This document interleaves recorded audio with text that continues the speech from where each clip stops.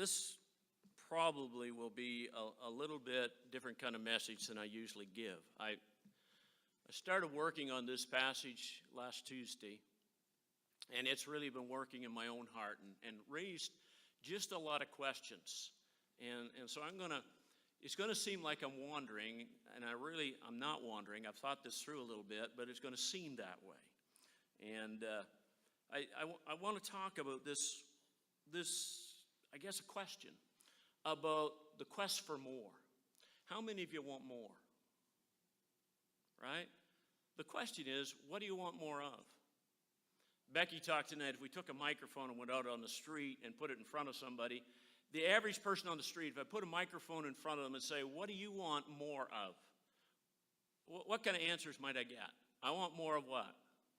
I want more money. Right? That's a lot of people's minds. That would be the thing that's there. And if we were running a game show here tonight and we were giving away money, this place would be filled, right? They just want more. What else do you want more of? More time. That must have been said by somebody that's getting older, was it? We want more time. We always say, boy, I wish there was more time in the day to get everything done. And as you get older, you think, boy, I never thought I'd be getting up to that place where when you think about another 10 years, another 20 years, I'll be almost as old as somebody else. No.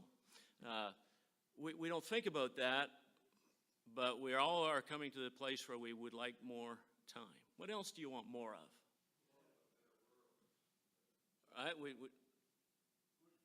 Good health. We want more health. Our health is diminishing, so we want more when it comes to health. We want from the government more in the health care system. We want more money in it. We just don't want to pay into it. More. There's a lot of things that you could say. Some people want more pleasure. They want more excitement. Oh, I'm so bored. I want more excitement in my life. I want more pleasure. I want time to enjoy the pleasurable things of life and that. How many of you want more work? I didn't think so. Some things you don't want more of, right? But some people want more. We're talking about the Apostle Paul here, and what did Paul want? Paul said, I tell you what I want. I just want to know Him. I want to know the Lord. I want to know Jesus. We sang some songs about that tonight, very appropriate.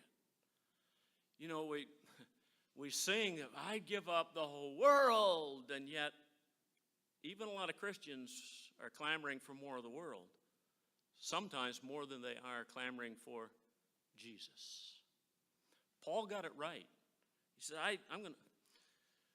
Jesus said, seek ye first. What? The kingdom of God. Well, if you're to seek it first, that's to be your primary focus. And Paul said, I get it. I'm going to seek first the kingdom of God. I'm going to seek the king of the kingdom, right? I'm going to seek Jesus. I want to know Jesus with all of my heart. And I've been reading a book that talks about the quest for more. And I stole the title. I don't mind saying that to you. And I stole some of the ideas because it really deeply impressed itself upon my heart. And it talked about the fact that there's a big kingdom, the kingdom of God. And all of us, if we're honest, also have a little kingdom. My kingdom, the kingdom of self. And we have to get it settled. And I think Paul did. Which kingdom are you going to live for? Jesus exhorted us to seek first His kingdom, right? Put it in the proper place. Seek His kingdom, and I think He really meant, and nothing else. That's my opinion. Don't seek anything else. Seek Him. Don't worry about the clothes you're going to wear on your back. Don't worry about the food you're going to have tomorrow. Seek what? Seek the kingdom. Don't spend all your time worrying about this and worrying about that. Just seek the kingdom. And He promised, He said, I can handle those other things. He's kind of capable that way, you know that? He can meet our needs. He can take care of us. So seek Him. God has given us the King. He's given us His Son. not so that he could make your kingdom easier. So not just so that he could make your life easier. And I say that because the gospel that's being preached over and over and over in our generation is the gospel that says, come to Jesus and you'll get everything you want. Isn't that what it's telling us? You can have health and wealth and prosperity, and it can all be yours if you take Jesus. I want to talk to you about that a little bit tonight. I think there's a lot of ways in which we all forsake the kingdom to pursue our own little kingdoms, to pursue what we want in life. And we have a God that says back in Philippians chapter 1, verse 6, that he began a work in us, and he's committed to working that out. No matter how many mountains we have to get over, no matter how many peaks and valleys we have to go through, don't run out of here screaming this in a wrong way, but I want to tell you that there's a sense in which God is dissatisfied. He's dissatisfied to leave you where you are. He's dissatisfied until he can take you to where he created you and recreated you to be. Does that make sense? There's that sense in which God's not happy. He's not satisfied just to leave you, just saved and yes, going to heaven, but he wants to make some changes in your life. He wants to get your focus off of this world and onto his world, his kingdom, so that we begin to live like citizens of God's kingdom. And he won't be satisfied until he gets us there. He's going to keep working. You can shake your head, you can shake your fist at him. He's going to keep working because he's God. And he's committed himself to do this thing in your life. And the fact of the matter is, God has created us to be part of something bigger. How many of you, down in your spirit, you kind of sense that? That I was made for something more than just a mundane life. That God has something in store for me. I sense that as a 14-year-old boy and a 15 and a 16-year-old boy, that God had some things that were bigger than I ever would have entered into, that stretched me and got me out of my little box that I would have been quite happy to stay in, and would have missed out on so much of the life that God had for me if I hadn't decided to get out there and get involved in his kingdom and live for his kingdom instead of just living for my kingdom. Does that make sense? I just want to know you're following. Just nod your head. Just don't nod so long you fall asleep. All right. And I'll stop when my time's up tonight, wherever I am in this message, and Lord willing, we'll just pick it up somewhere down the way. But I think we all have that inner desire. I don't want to waste my life. I don't want to end up my days with a bunch of regret that I didn't do this, I didn't do that was important, right? We want to waste our lives at little things that are really unimportant in life. And I've lived my life with a desire to invest it in something that was bigger than myself. I hope you do. I hope God impresses that upon you, to live your life for something that's bigger than you and your little world and your little circumference and the things that some of us waste our times living for.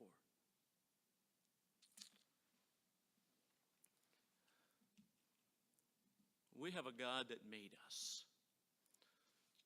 And our world has tried to diminish that. Our world has tried to tell us that we're just the apex of the animal kingdom. I want to tell you tonight, we're more than the apex of the animal kingdom. We are created by a transcendent God who calls us to recognize his glory and live for that glory and find happiness and fulfillment as we pursue his kingdom with all of our heart, soul, mind, and strength, to pursue his purposes for our lives. When we don't do that, when we live with a desire for more that gets divorced and separated from God's desire for more in our lives, we get ourselves into trouble. And it began way back in the beginning.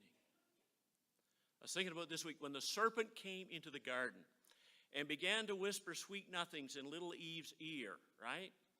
You remember that he said, Eve, listen, has God said? Surely he didn't mean that you'd really die. Listen, I just want to tell you, you can have more. Eve, you can have you heard this phrase? You can have it all.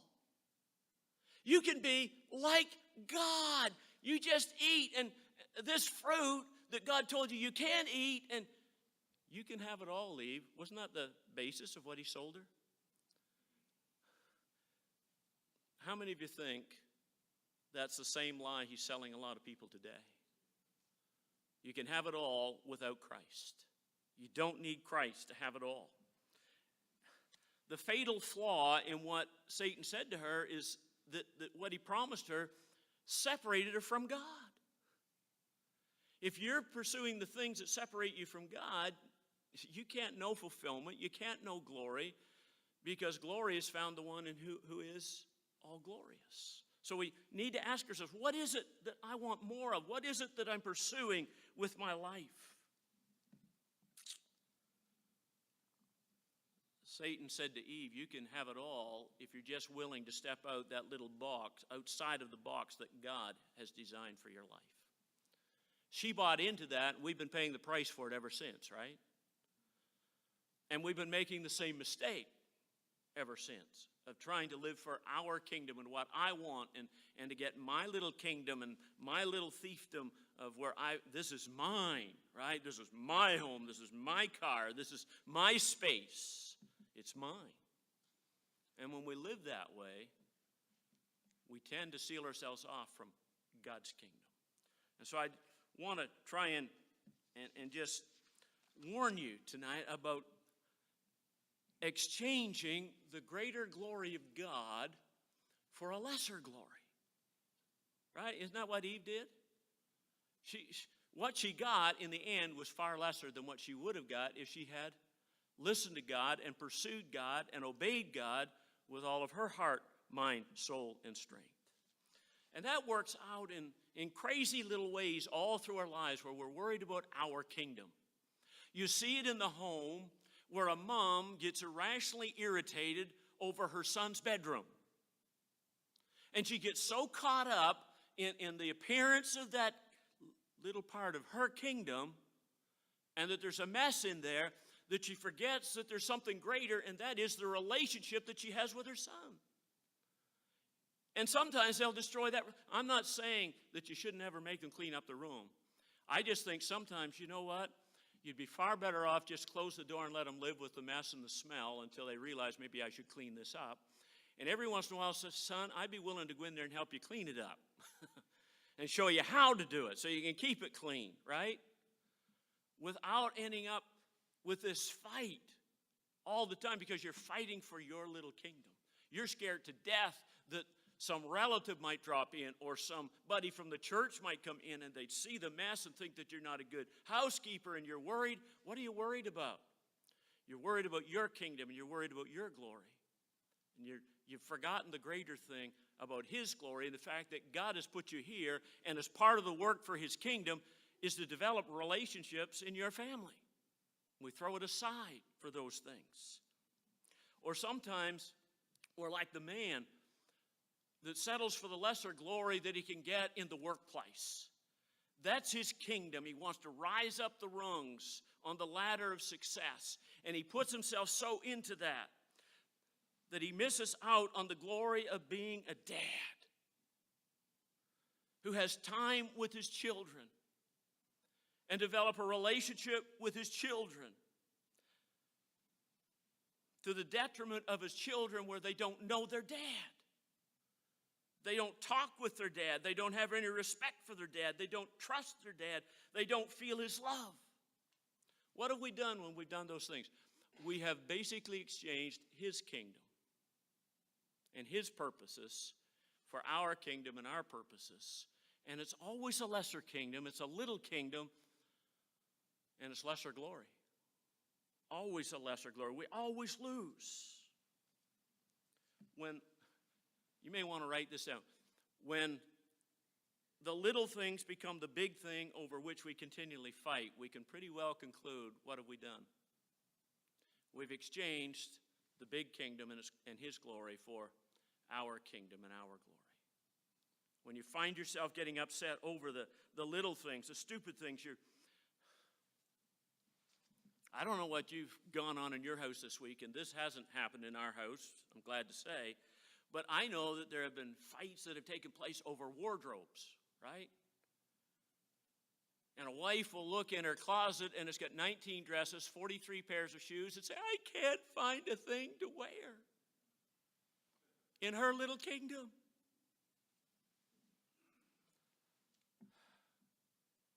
We fight for the shadow glories.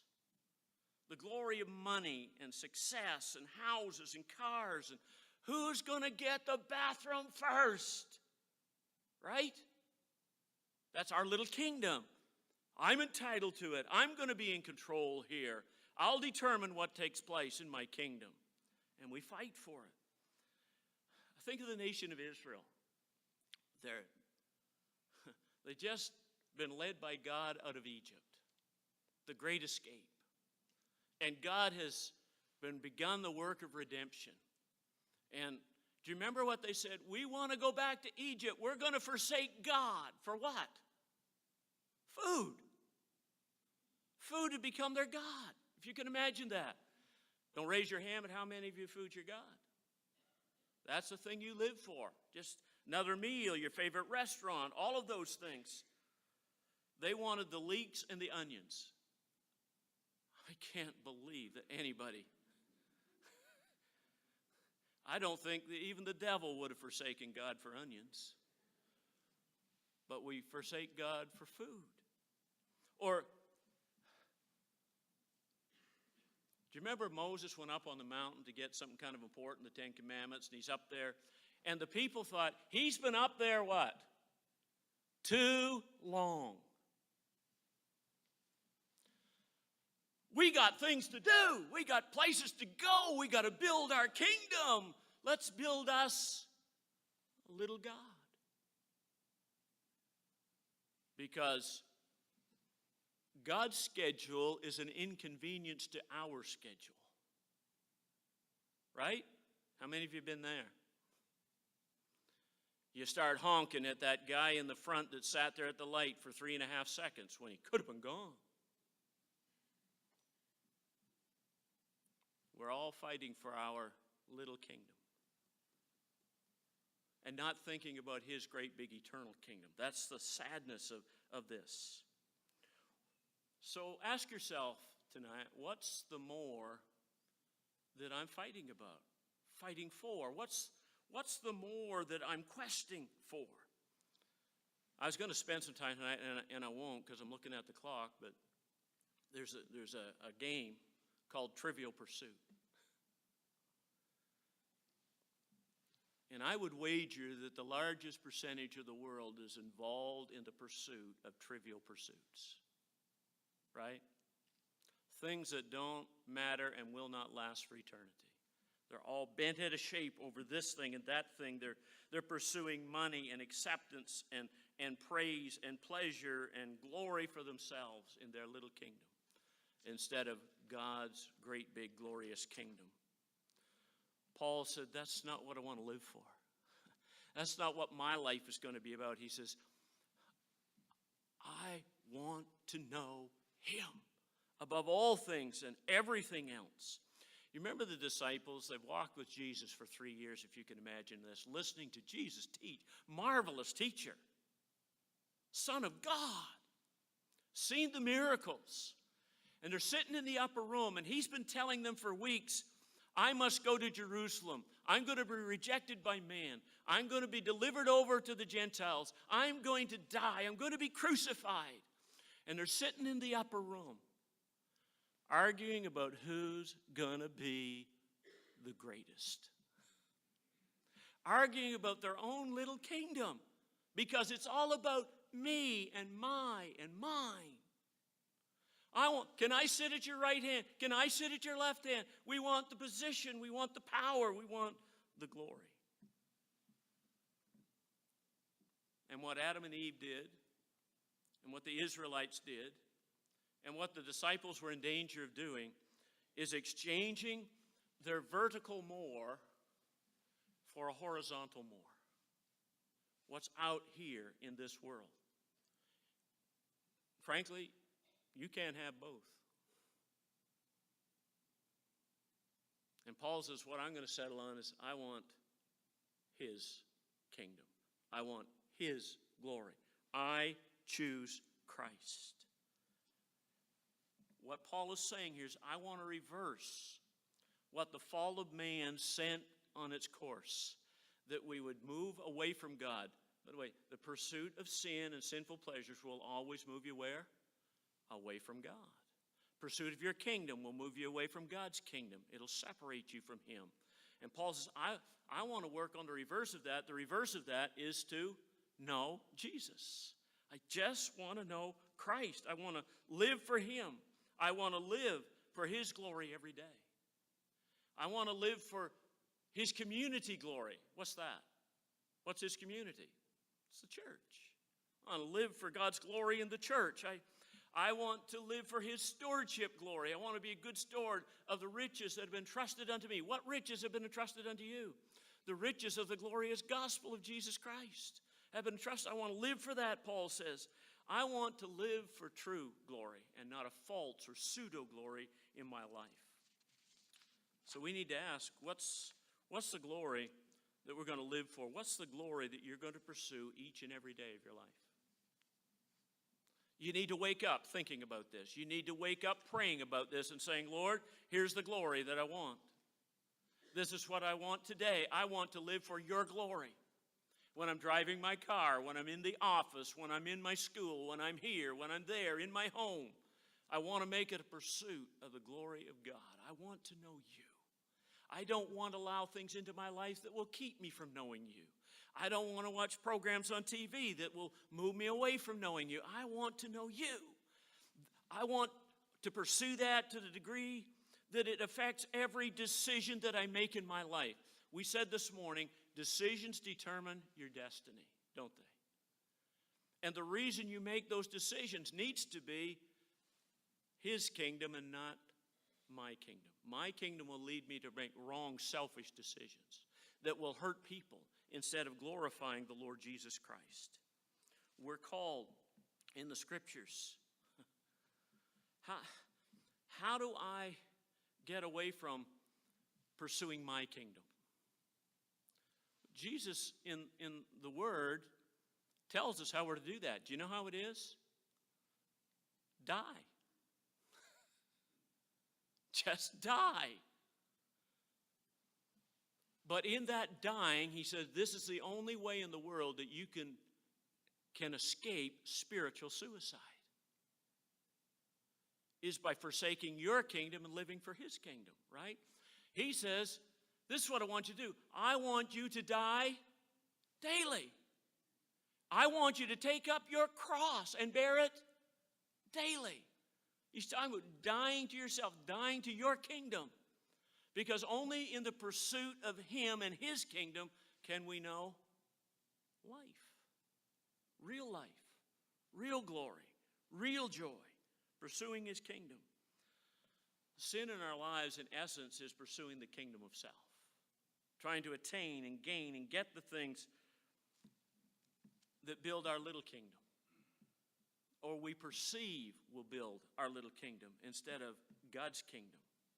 The logic behind his call, he says, if you live your life trying to save your life, what will happen?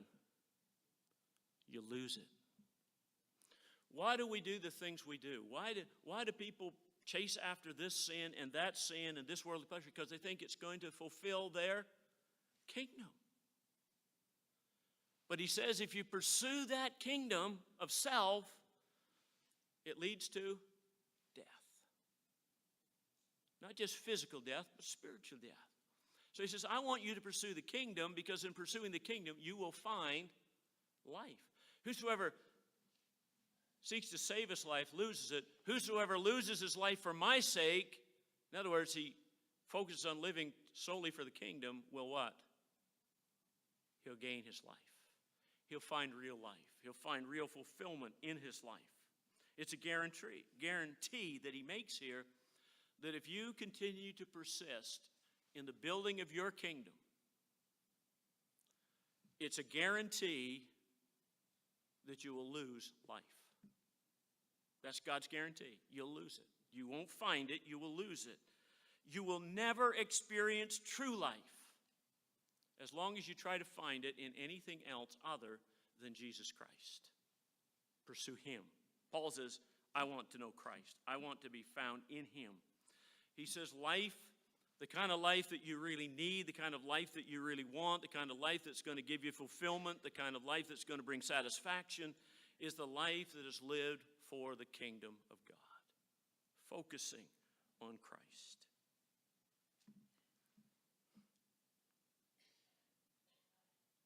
If we live trying to achieve acceptance, trying to get the approval of our peers, if we live merely for the pursuit of one pleasurable experience after another. By the way, the world's tried that, haven't they? Some of them try to pursue pleasure in drugs. Others try to pursue it in sex. Some try to pursue it in this thing and that thing. And every time, where do they end up? Better off or worse off? Worse off. Because they're breaking biblical principles. You can't succeed breaking biblical principles. It leads not to life. It gives the promise of life. But remember this, Satan's very, very deceptive.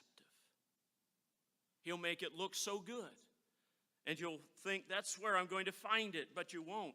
Jeremiah caught that. Jeremiah says, you people, you Israelites that have forsaken the Lord your God, you're digging wells without what? Without water. In the pursuit of all this world offers, you're just digging wells that never can satisfy or quench your thirst. You're going to find out they were really dry and you didn't know it. It's like breathing in the air and thinking you're breathing in oxygen, but there's none in the room, and without hardly knowing it, before very long, what happens? You keel over and you're gone without even knowing it. Because it was filled with carbon dioxide instead. So that's what it's like to try and find fulfillment and find life in what this world has to offer. You can't find it there. This book I was reading made the comment that what you need to admit and I need to admit is that you love you. You love you, and you have a wonderful plan for your life. And you think this is the way to work it out. And if you're honest tonight, every one of you has some way that you think this, if I could have this, if I could do this, this would be joy and fulfillment and happiness in my life.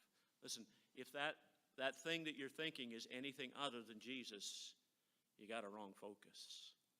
And you're not headed towards life, you're headed towards death. And Jesus says, I don't want you to commit spiritual suicide. I want to give you life. Pursue me, pursue Christ. That's the message that Paul has for us. And God knows that pull that's in us, the pull of the flesh, is a pull that's so strong, the only way that you can overcome it is to do what? Die. You just got to die to yourself. Reckon yourselves, therefore, to be dead indeed unto sin, and alive unto who? Christ. His kingdom, his world, living for him. The serpent said to Eve, you can have it all. What if you had it all? What if you could have it all tonight?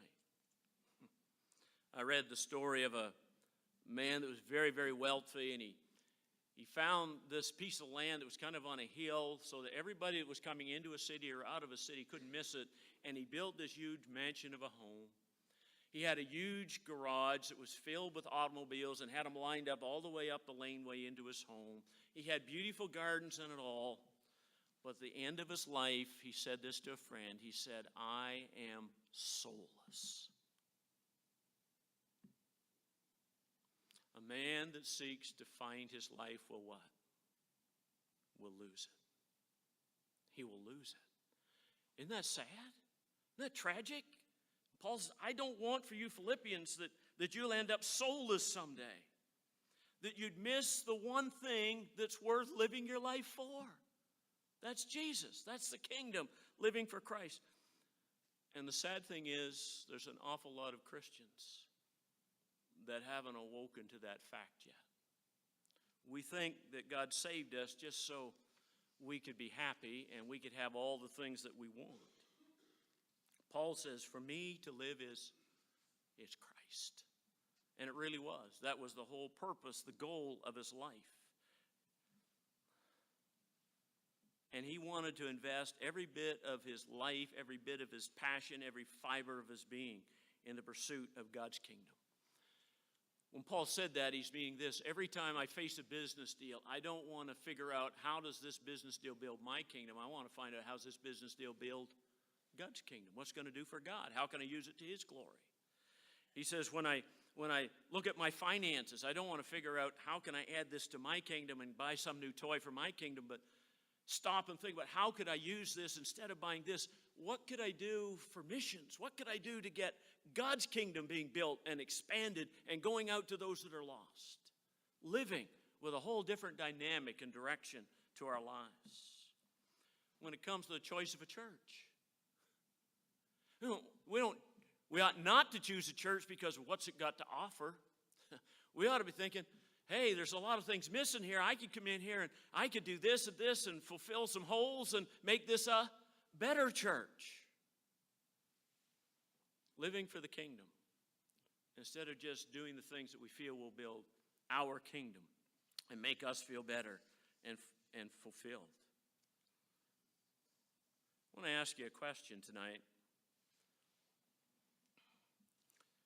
Where are you finding it hard to deny yourself? Where are you finding it hard to take up your cross? Where are you finding it hard to follow Christ? Where are you fighting him? Wherever you're doing that, you're doing it to your detriment. You're hindering yourself spiritually. Paul says, die to yourself.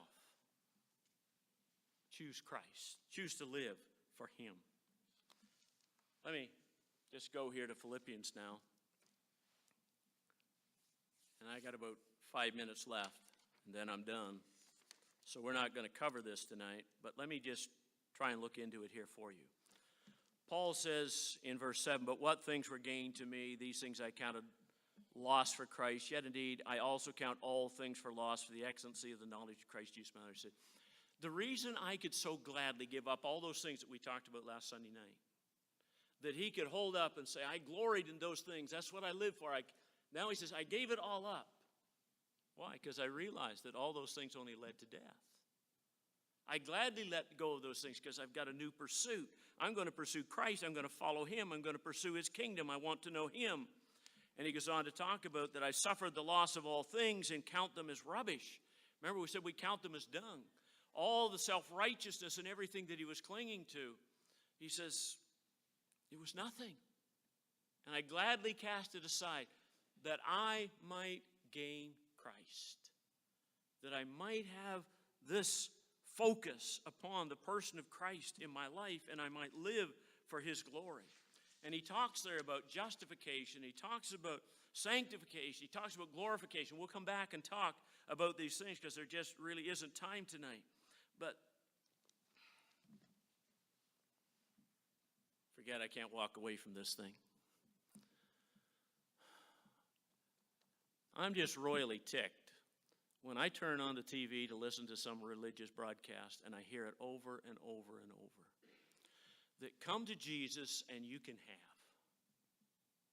And I hear what they're saying about that. Jesus has just become a genie in the lamp to get us what we want. Come to Jesus and you can have this, you can have this. You can get these things. And that'd be okay if we wanted the right things, wouldn't it? How many of you think the majority of the world wants the right thing. You know, we make that mistake a lot of times when we're witnessing to people. We have this idea that most of the world out there, they really want God, they really want Jesus, they really want heaven. They're just going about it the wrong way. Can I tell you, that misses the point. Paul said in Romans that there's none that seeketh after God. None. They're not seeking the right thing. They don't know the right thing to seek. They're all seeking the wrong things. They're not even, I think we miss out on the depth of the problem that the lost man has. We don't know the depth of the depravity that strikes at the heart of a lost man. You go out on the street and talk to somebody and you begin to say, hey, don't you want to go to heaven when you die? Don't be surprised when they look at you and say, why would I want to go there? I can't pursue all the things I'm pursuing if I'm in heaven. I'm looking after this pleasure in this sin and pleasure in this sin. That's what I want. I think you'd be shocked if you knew the depth of the depravity in most of the people you try to witness to. They're not. Get it right this tonight. They're not seeking the right things. It's not that they're seeking the right things in the wrong way. They're seeking the wrong things in the wrong way, which means that there is absolutely no possibility they'll ever get the right thing the right way unless they come to Jesus, because he's the only one who's the way, the truth, and the life. You've got to come through Christ. But there's a world out there. Listen, we've sold them a bill of goods. We told them, if you come to Jesus, you're going to get this. Everything's going to be better. God's going to pull the thorns out of all the rose bushes. Your finances are going to be better. This is going to be better. Your health is going to be better. And all we've made Jesus is into a ticket to get what we want. And what the world wants isn't the right thing. That's why churches across even this city have had to drop their standards, and we don't want to talk about sin anymore in this because that would interfere with what people want. So we just got to tell them, you can have Jesus, you can have it all, you can have Jesus and everything the world offers. You can have your sin. And you can't. You can't. Christ has to be your singular focus. There's some things you're going to have to die to if you choose Christ in order to be alive unto him and pursue the glory that's worth seeking, to pursue the kingdom of heaven and its Lord and Master, its King, Jesus. I want to tell you, this world is so messed up on every level. Every level. And sadly, many, many Christians are messed up in the same thing. That's why we get so bent out of shape. When we Lord, I did this for you and I did this for you, and how could I be in trouble in my finances? Well, maybe because you broke some biblical principles about finances, quite frankly. You got yourself in trouble because you did that. You pursued your kingdom instead of his kingdom. And I'm pleading with you tonight to just do a little soul searching and say, can I get to the place where I will be willing to pursue him? Paul says, this is my goal in life. This is what I live for. I press towards the mark, the prize, which is Christ Jesus, to be like him.